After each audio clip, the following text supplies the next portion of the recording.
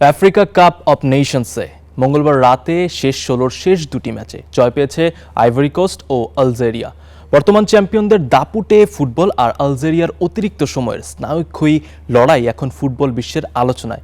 এই দুই দলের জয়ের ফলে চূড়ান্ত হয়ে গেছে কোয়ার্টার ফাইনালের সমীকরণ। মরক্কোর সবুজ ঘাসে আফকনের শেষ ১৬-র লড়াইয়ে মঙ্গলবার রাতে মুখোমুখি হয়েছিল আফ্রিকার পাওয়ার হাউসগুলি। দিনের প্রথম ম্যাচে বর্তমান চ্যাম্পিয়ন আইভরি কোস্টের সামনে পাত্তাই পায়নি বুরকিনা ফাসো।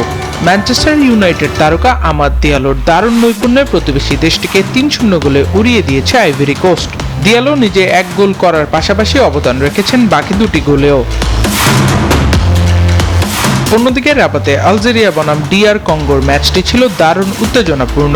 নির্ধারিত ৯০ মিনিট গোলশূন্য থাকার পর ম্যাচ করায় অতিরিক্ত সময়ে যখন মনে হচ্ছিল টাইব্রেকারে নির্ধারিত হবে ভাগ্য, ঠিক তখনই ১১৯ মিনিটের দৃশ্যপটে হাজির হন বদলি ফুটবলার আদিল বুলবিনা। ২২ বছর বয়সী মিডফিল্ডারের জোরালো শটে ১-০ গোলের জয় নিয়ে মাঠ ছাড়ে আলজেরিয়া। এই দুই জয়ের মাধ্যমে আসরের কোয়ার্টার ফাইনাল লাইন আপ চূড়ান্ত হলো।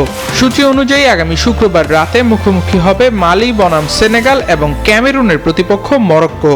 পরদিন ১০ জানুয়ারি শনিবার প্রথম ম্যাচে আলজেরিয়ার প্রতিপক্ষ নাইজেরিয়া এবং দিনের শেষ ম্যাচে গত আসরের ফাইনালিস্ট মিশর লড়বে আইভরি কোস্টের বিপক্ষে। সেমিফাইনালে ওঠার এই লড়াইকে ঘিরে এখন ফুটবল ভক্তদের মাঝে বইছে উত্তেজনার জোয়ার। আবরার আল দাইয়ান, নিউজ 24।